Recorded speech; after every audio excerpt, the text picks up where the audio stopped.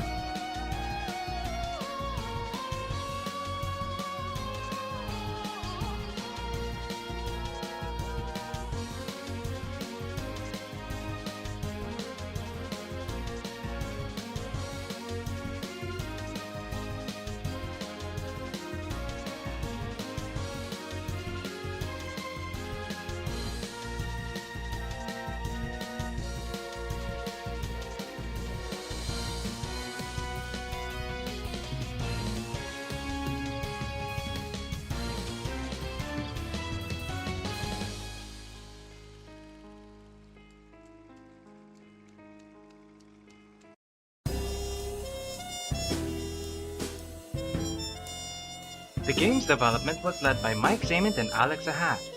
Alex had originally drawn the characters, imagining them in a hypothetical fighting game.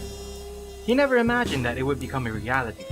Then he met Mike, who competed in local fighting game tournaments and even helped out in a tutorial video for Iron Tiger in Blaze Blue Calamity Trigger. Much like communism, the A-button Tiger Buster is invincible for a while. It also has a lot of range, but deals only weak American damage. The B-button Tiger Buster has less range than the A version, but is faster and does real Soviet damage. As the two talked, Alex found out that Mike had started developing a game engine as a hobby, which later became known as the Z engine. With Alex's characters in Mike's engine, the two joined forces and pitched their idea to different studios, until finally teaming up with Reverge Labs. The developers would then sign up with the publisher Autumn Games, and teamed up with Konami for aid in distributing the game. This only lasted until 2013, as Autumn Games severed ties with Konami, since Konami had been unresponsive in releasing patches for the console versions of the game. This game was in quite a pinch, as the dev team had been released by Reverge Labs, and even if Autumn Games wanted to support them, Autumn Games was losing money as they were hit with litigation charges from City National Bank in regards to their other game, Def Jam Rap Star.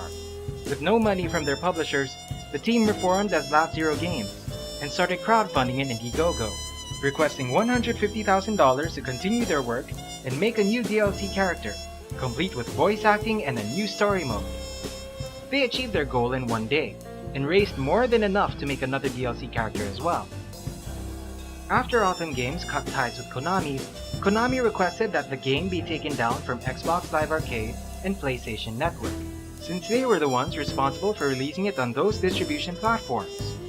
Autumn Games formed a new partnership with Marvelous Games, and together, they were able to re-release the game as Skullgirls Encore.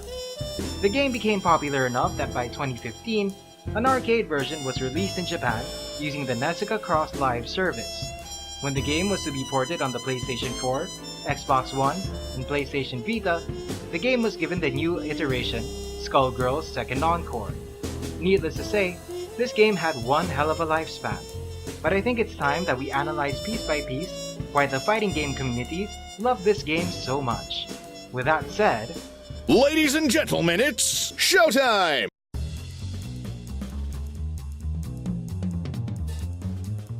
Skullgirls plays really well. With low system requirements, the game is easily optimized at 60 FPS, a standard requirement for fighting games. Animations of the attacks are fluid and snappy, making attacks in the game feel swift and powerful. Attacks are wacky but immersive given the character design, as well as apparent and visible in the fight. Speaking of character design, the combination of dark, gritty but cute design allow them to blend well into their world, inspired by 1940s era Hollywood. Whether they fight in a light or dark environment, they never feel out of place. The shading helps out in environments, often portraying that players are fighting at night, or in a scary place, such as a cathedral or Marie's lair. Character designs also indicate the playstyle of the character. For example, Valentine is fast and nimble, given her ninja nurse outfit. Cerebella, on the other hand, is the game's grappler, given she wears a muscular hat. I'll later discuss character-specific mechanics, but overall, suffice it to say, that players know what they're getting into when selecting a character. The best part about the game's visual design is, since animations are hand-drawn, the game becomes timeless, which is quite a feat because that takes effort and attention to detail. Playing this game and watching the fights never make its age prominent. With a 1940s aesthetic, the game will need a soundtrack that's both relevant to the design as well as being fast-paced for a fighting game. Thankfully, Michiru Yamane knew just the appropriate tunes in mind. For those unaware, Michiru Yamane is a music composer who is best known for her work on the soundtrack of Castlevania.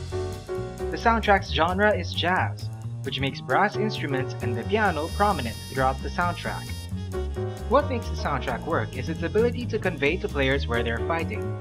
Meanwhile, the fast rhythm of the stage themes excite players to fight.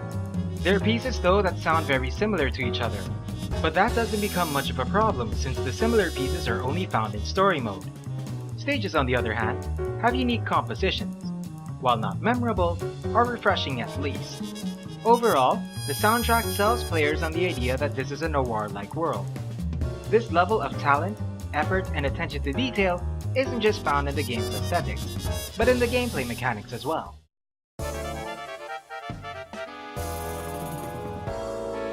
Skullgirls has 6 buttons for basic attacks. The 2 types of attacks in the game are punches and kicks, with each type having 3 varying strengths. Some characters will have unique attacks that use a directional input and an attack button. Meanwhile, special attacks in the game will either consist of circular motions or charge inputs, which require players to temporarily hold a direction, then input the opposite direction and an attack button. Blockbuster attacks use at least 1 bar of dramatic tension, and usually have a circular input with either 2 kicks or 2 punch buttons. Players can choose to control up to 3 characters. This allows the game to accommodate a variety of players, whether they come from 2D fighters where they control 1 character, or if they come from team-based fighting games such as Marvel vs. Capcom. This also makes up for the fact that there are 14 characters in the game, as this leads to 469 ways to fight. Not bad for a fighting game with such a small roster. 1v1 matches are fought in best of 3 rounds by default. When either player loses a round, the next round resets fighters in neutral position. Team matches end when either a player loses all characters or they have less health than their opponent when the timer of the match ends. When a character is knocked out in a team match, the next character jumps in. While this maintains the flow of the match, the victor of that round is at an advantage because they are mobile and can attack, while a new character is jumping in. So a strong defensive game is required as a new fighter enters. Asymmetrical matchups, such as 1v2 or 2v3 matches, are balanced via scaling, so each option has its own pros and cons in a match. After selecting at least 2 characters, each character must be assigned an attack as an assist. Assists are done by pressing the weakest version of one attack type and the heaviest version of the opposite type. 2 default assists exist, though the player can create their own if they wish. This is done by selecting custom assist and inputting the command of the attack. This was practically the selling point of the game when it launched, and my favorite feature as well. By allowing players to choose an assist from a character's move list, the level of expression expands greatly. One example is using Squiggly Silver Cord as an assist. This attack is not an assist by default, and what it does is draw in an opponent and temporarily stun them. While most people will use it to extend a combo, it can also be used to hit them with an attack on recovery to start a new combo. Even if the opponent blocks the attack when they recover, the aggressor is still at an advantage, since offensive strings can vary with overhead attacks, low attacks, or even throws. Players controlling at least 2 characters can switch to different members of their team by pressing either medium strength buttons or heavy strength buttons. More often than not though, characters switching in are vulnerable to attacks, so tagging in should be used sparingly. Another method of switching is through using blockbuster attacks. As a fighter is using one blockbuster attack, the player can input the blockbuster attack of the next member that is on top of the life bar of the current character. This takes an additional bar of dramatic tension though, so it's a matter of knowing when to use resources. but this will be the safest way to switch between teammates. Tagging in is important in the middle of the match because red health bars indicate health that can be slowly recovered if a character is inactive. This is especially important if a character is the main focus of a certain strategy or playstyle. Players can also force their opponents to switch characters as well by hitting their opponent with an attack that uses 1 bar of dramatic tension and is performed with a quarter circle forward motion and 2 medium or heavy buttons. Forcing opponents to switch allows players to kill off characters who have low life or are high priority threats. Players can grab a fighter by pressing both light attacks. If holding the back direction while grabbing, opponents will be thrown back rather than forward. A player can escape a grab by pressing both light attacks, but must do so before the grab starts doing damage. Escaping a grab causes both players to return to a standing neutral state. Dashes can be done by either quickly tapping the forward or back direction twice, or with a combination of a horizontal direction and any of 2 punch buttons. Most characters are also able to dash in the air, while some have the ability to jump in mid-air. Movement in Skullgirls has momentum, so it's possible to jump farther depending on how fast they were moving as the jump was starting. Aside from the basic blocking, push blocking is also available by pressing 2 punch buttons while blocking. The push block animation can then be cancelled into an attack, but the timing is strict and requires practice to get used to. This gives defenders a chance to fight back and stop fights from becoming one-sided. And finally, we get to the last and second selling feature of the game, the Infinite Prevention System. The Infinite Prevention System is a combo breaking mechanic that knocks back an opponent when they repeat a string of attacks in the combo. There are sound and visual cues to show the receiver when they can press a button to get out of a combo. Combo breaking also becomes available when the drama gauge below the health bar becomes full. By discouraging infinite combos, players are forced to find ways to be creative with their combos while minimizing the ability of the combo breaker as much as possible. Skullgirls has a lot of tools players can use in a fight, and the game offers a healthy level of expression that can compete with other fighting games. There's still more to look at though, because the roster ends up showing their strength in a myriad of ways.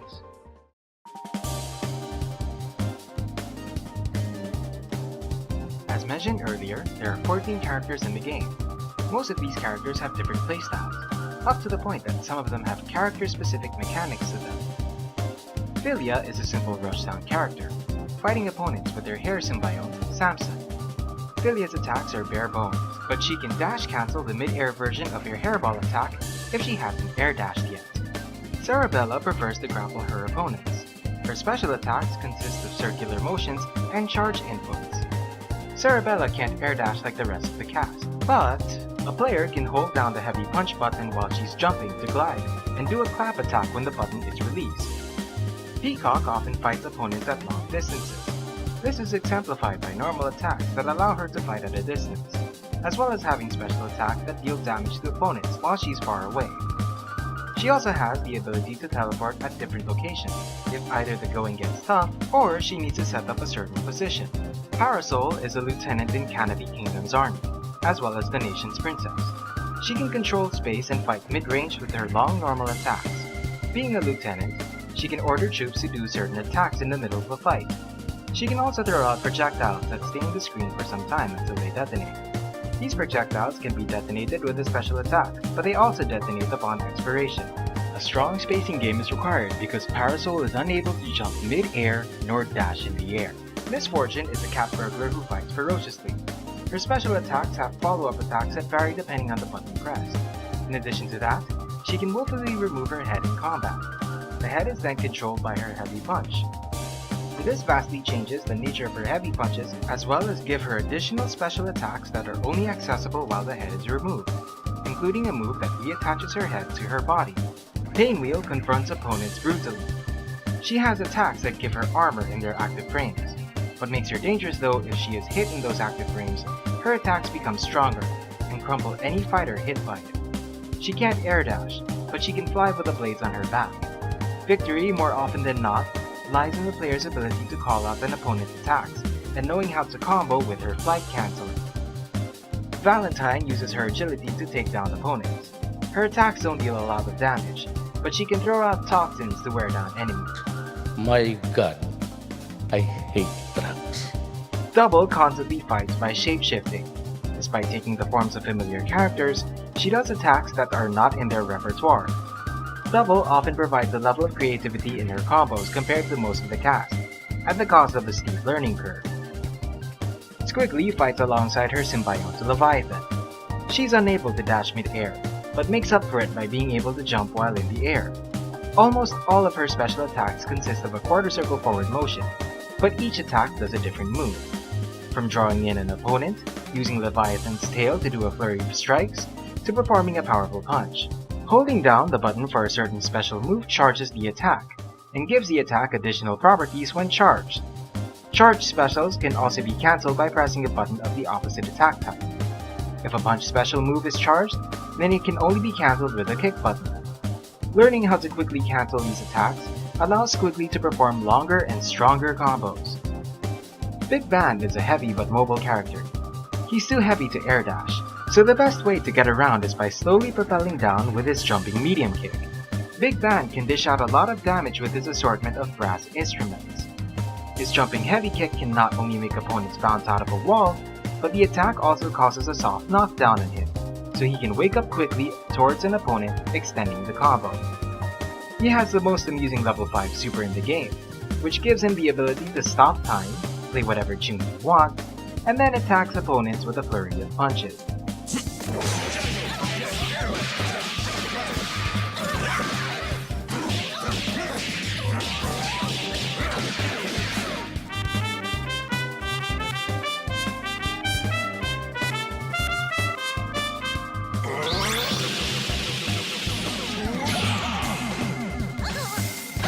Robo Fortune is a mechanical copy of Miss Fortune. Unlike the original, she can throw out 3 heads. She can use these heads to set up mines, shoot out rockets, and fly towards opponents to explode. Fukua is a weird clone of Philia. She originally appeared in the game as an April Fool's joke, but she quickly became a favorite in the community, prompting her to become a permanent addition to the roster. While she looks like Philia, her attacks vastly differ from the original. Beowulf is a wrestler of epic proportions. His forward dash causes him to be mid-air, allowing him to do attacks like a jumping medium punch or medium kick while he's dashing. By default, he uses a foldable chair for his heavy punch attacks. When he throws out his chair though, his standing heavy punch grabs opponent, while his crouching heavy punch has him use the arm of his fallen foe, Grendel. Beowulf also has additional attacks while his chair is out, and most of them make him re-equip his chair. The famous Eliza often fights mid-range. She has special attacks that summon either Horus or Albus. She has a unique air dash that causes her to fly upward the longer she air dashes. She can also summon her symbiote, Sekhmet, who fights viciously while unleashed. While it suffices to say that anyone can win with a character of their choice, characters often have a niche playstyle. Some characters can be played alone, but others need assist characters to compensate for apparent weaknesses. Players must be willing to experiment if they wish to find ways to improve with certain characters, whether by improving an execution or finding assist characters that complement their playstyle. Knowing how a fighter plays though isn't enough. It's also a matter of knowing why they're here and what they hope to achieve by fighting.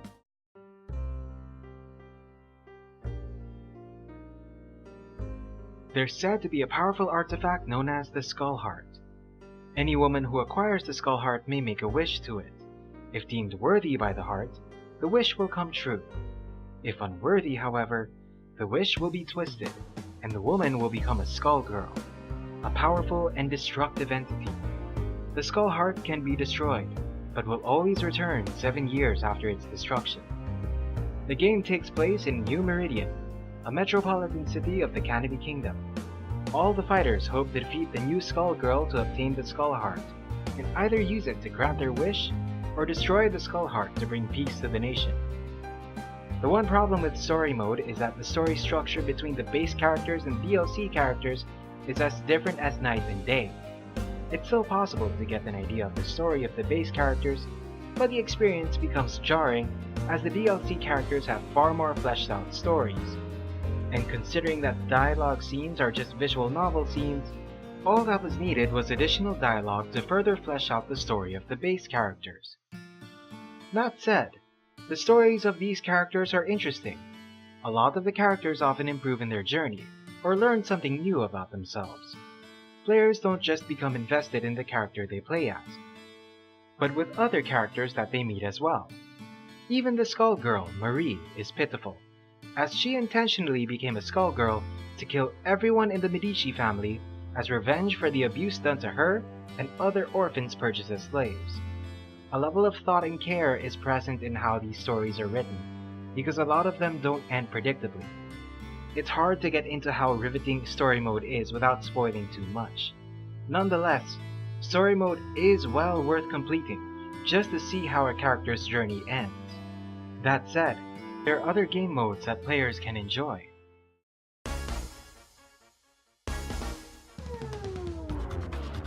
Skullgirls has an extensive tutorial. Players not only learn the mechanics in the game, but also learn the basic strategies of fighting games as well. Clearing the lessons is tough, as the situations used to clear them are often ramped up versions of what's given as examples. They're not impossible, but effort is needed to finish all of them. Character tutorials are also available for players to learn how a character works. Clearing all of these is worth the effort, as this gives players an edge in winning fights. Once knowing how everything works, players will then be able to go to town. Of course, execution also needs to be improved, and that's where training mode comes in. Training mode has a lot of options. This was the first fighting game to show character hurt boxes and attack hit boxes, as well as offer frame data in-game. Frame data is shown with two numbers, the startup frames and the recovery frames of an attack compared to an opponent. The last number depends on the state of the opponent when the move was used. A positive number means the character recovers faster than the training dummy, often allowing opportunity to connect with another attack. A negative number means the dummy recovers faster than the player. In addition to that, players can also toggle the game's speed, and even record actions for the dummy to repeat. Players can also simulate online lag, allowing players to apply combos and strategies even with input lag. To improve on combo execution, players should set the training dummy to block after the first hit to ensure that attacks connect properly, as well as allow the dummy to activate an infinity breaker on the first indicator to force the player to become creative with their combos. Speaking of combos, a trial mode is available to practice starter combos for each character. These combos don't do a lot of damage, but they teach players the basics of performing combos with their chosen characters.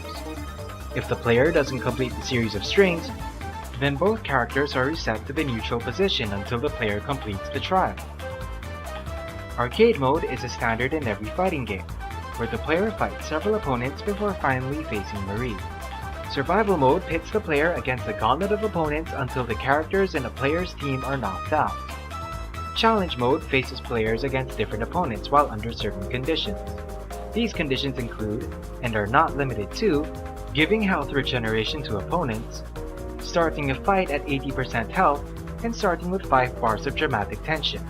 Each challenge is tough, and they require players to be highly proficient with the characters they choose to clear them with. Overall, Skullgirls offers a lot of game modes for players to play alone. Fighting games, however, take two to tango. Lack of strong netcode and multiplayer options would further leave this game out in the dirt. Thankfully, this isn't quite the case.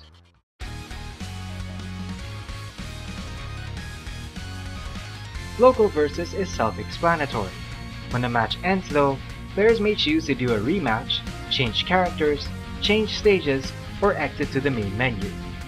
Exiting to the main menu takes precedence over all other options. Changing characters or stages prioritize over rematches. Only players who chose to change characters will change characters. Same applies to changing stages.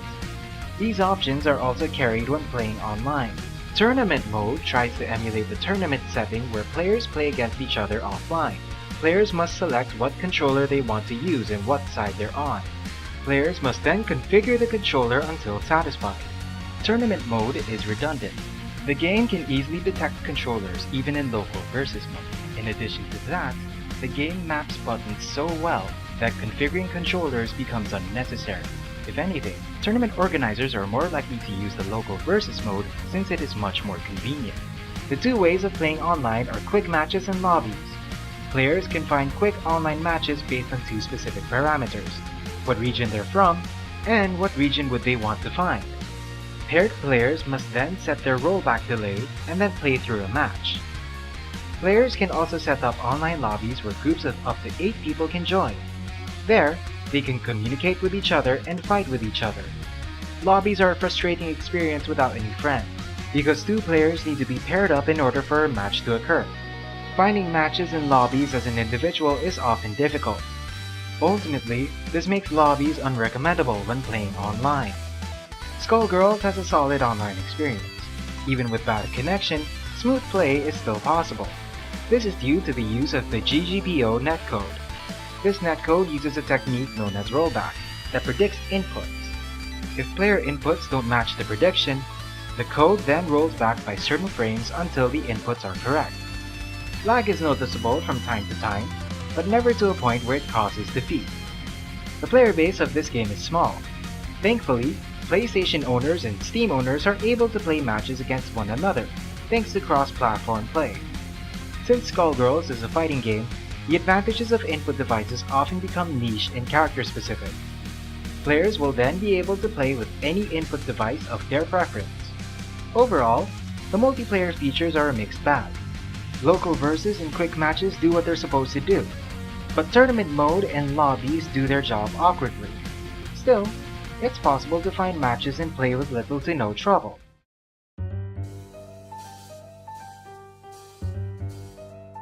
This game has a lot to offer. The design and animations are well executed. The controls are accessible and intuitive. A lot of mechanics are present for players to learn and use. Players can play as many characters as they want. Different playstyles are available despite the small roster. The online netcode makes matches playable. To top it off, Yamane Michiru composed an amazing soundtrack for this game, even composing calm and soothing music that people can use in days. Enjoying candlelit dinners, eyes meeting, faces slowly leaning towards each other, lips moving close enough to... Well, I think I made my point. Skullgirls is far from perfect, but as a fighting game, it reaches the majority of its goals. Skullgirls is definitely a game worth recommending. The second Encore upgrade is the only DLC in the game worth purchasing, because it provides many of the game modes mentioned, as well as all of the DLC characters released. Going back to Skullgirls has been quite a trip. It's fun seeing how much this game has improved over the years. While Lab Zero Games stopped maintaining this game, Skullgirls still runs and plays great. As people remember the fun they had and more people find out about this game, may people keep it in their hearts as a standard for what has been done and what may be improved. This is my cue to sign off until my next video. Kaya maraming salamat sa inyo at paalam!